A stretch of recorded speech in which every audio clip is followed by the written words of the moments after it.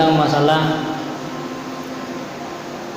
walaupun itu adalah pemberian, tapi istilah orangnya blow suara.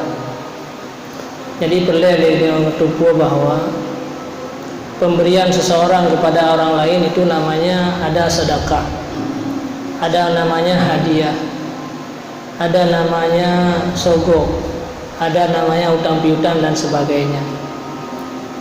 Maka pemberian yang namanya sedekah adalah pemberian yang ikhlas karena Allah. Itulah yang bisa mendapatkan pahala. Menyambut sedekahnya karena sesuatu kan antayibin nafsi, maka hukum mengambilnya itu haram.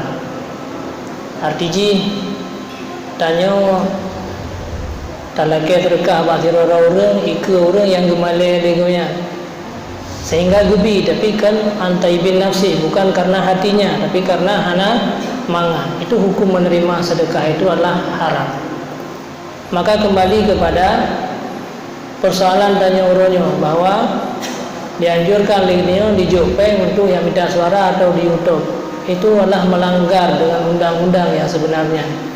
Dan sedekahnya adalah yang dijop katanya karena untuk pelanggaran di blow suara katanya, maka hukum menerima itu adalah hukumnya haram. Imam Ghazali disebutkan dalam kitab Ihya Ulumuddin, pemberian sirah pemimpin kepada katanya karena sabah-sabah tujuan yang tujuannya tidak dibenarkan menurut agama, maka hukum menerimanya adalah haram. Dan setiap barang yang haram diterima juga haram terhadap orang yang memberi.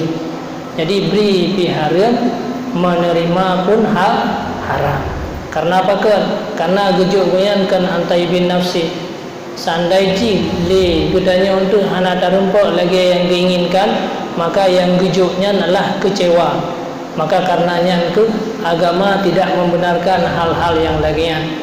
Jadi haram terhadap orang yang tak terima umpengnya, dan orang yang juknya juga haram.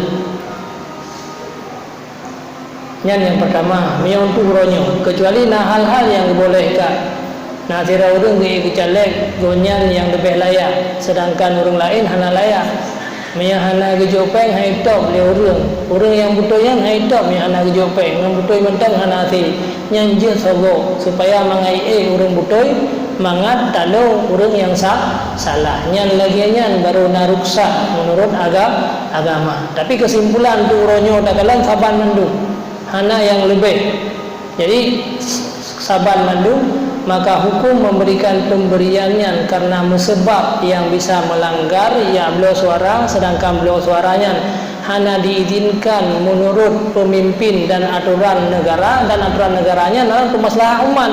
Aturan negara yang dipegang oleh pemerintah untuk masalah umat wajib taat tasarruful imam manutun bil maslahah. Jadi kesimpulannya bahwa haram tanya menerima uang dari caleg siapapun yang tujuannya perjanjian untuk membeli suara. Orang yang memberi juga haram, orang yang menerima juga uang haram.